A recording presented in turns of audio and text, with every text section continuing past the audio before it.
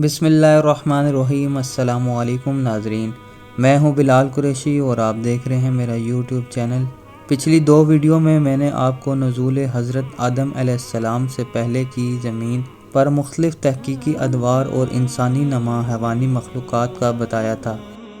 اس video میں جنت سے نزول حضرت آدم علیہ السلام کے بعد کا انسان کا علم کے بلبوتے پر زمین پر غلبے کا ذکر ہوگا۔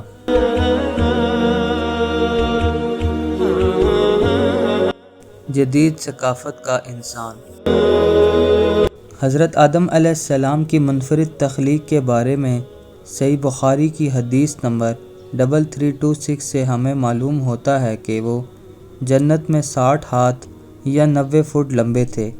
لیکن زمین پر نزول کے ساتھ ان کی نسل یا اولاد مختصر قد کی ہی رہی۔ اس کے مطابق زمین پر تمام قدیم انسانی فوسل چھوٹے یا قدرتی جسامت کے ہی پائے جاتے ہیں۔ ایک علمی تحقیق کے ماڈل کے مطابق تقریباً 50 سے 40 ہزار سال پہلے جدید انسانی رویے یا تمدن کا زمین پر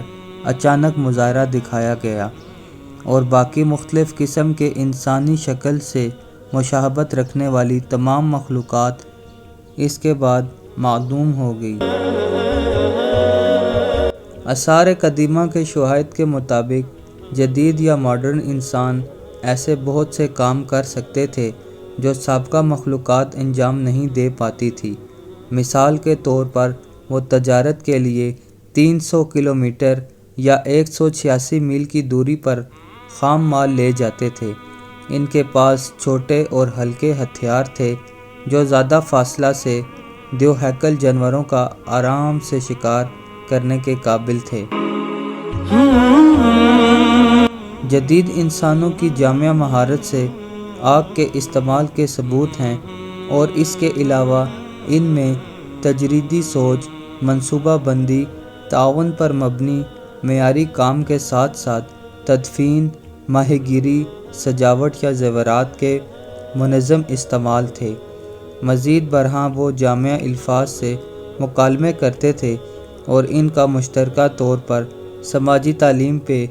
بہت زیادہ انحصار تھا۔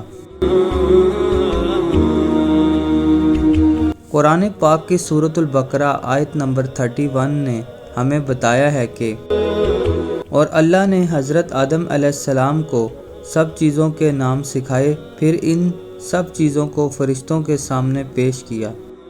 پھر فرمایا مجھے ان کے نام بتاؤ اگر تم سچے ہو۔ لہٰذا یہ سمجھا جا سکتا ہے کہ حضرت آدم علیہ السلام کو اللہ تعالیٰ کی طرف سے جنت میں سکھایا گیا، اور اس طرح ان کی نسل کو زمین پر اعلیٰ علم یا مہارت حاصل تھی،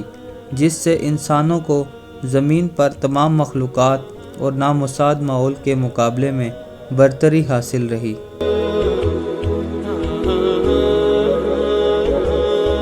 تقریباً 50 سے 40 ہزار سال پہلے کی زمین پر اچانک تبدیلیوں کا مظاہرہ حضرت آدم علیہ السلام کی نسل کا اعلیٰ علم یا مہارت سے تمام مخلوقات اور نامساعد ماحول کے مقابلے میں برتری کی وجہ سے دکھایا گیا۔ جدید رویے یا تمدن کے انسانوں نے باقی تمام مختلف قسم کی انسانی شکل سے مشابہت رکھنے والی مخلوقات کو معدوم کیا گیا اور پوری زمین پر اپنی آبادی قائم کی۔ اب بھی سائنسی تحقیقی عمل جاری ہے تاکہ یہ بتایا جائے کہ جدید انسان کس طرح نئے علاقوں میں پھیلتے رہے ہیں۔ اس کے لیے ماہرین حیاتیات کے ذریعہ آبادی کی تبدیلی کا مفروضہ پیش ہوا۔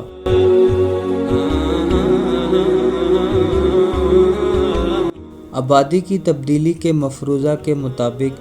فوسل ریکارڈز اور قدیم آب و ہوا کے مطالعے کی بنیاد پر یہ پتہ چلا ہے کہ تقریباً 70,000 سال پہلے قبل سماٹرا دھماکے میں پھٹ گیا۔ اس آتش فشاں کے بعد ازاں سردیوں کے ساتھ آنے والی جنیاتی رکاوٹوں کا ایک سلسلہ باعث بنا کہ جدید انسان آب و ہوا کے نامساعد ماحولیات اور تمام مخلوقات کے ساتھ مسابقت کے بعد پوری زمین پر اپنی آبادی قائم کرتے رہے اور پھیلاتے رہے۔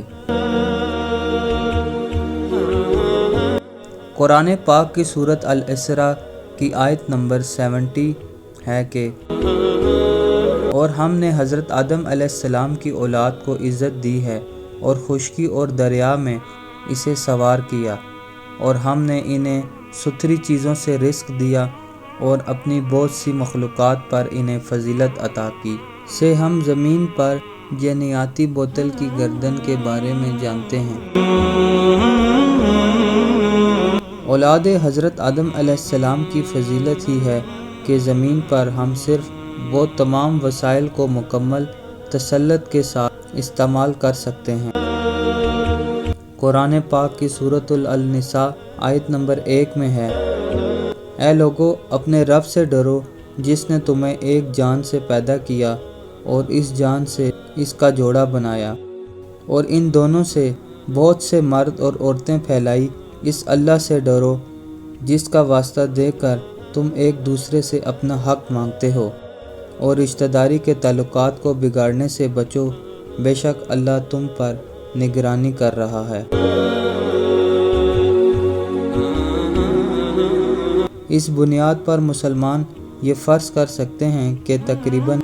50 سے 40 ہزار سال پہلے زمین پر جب اچانک ثقافتی تبدیلی جس کے نتیجے میں بہت سے جدید انسانوں کا غلبہ ہوا، ہو سکتا ہے کہ اس وقت کا آدم و حوا علیہ السلام کی جنت سے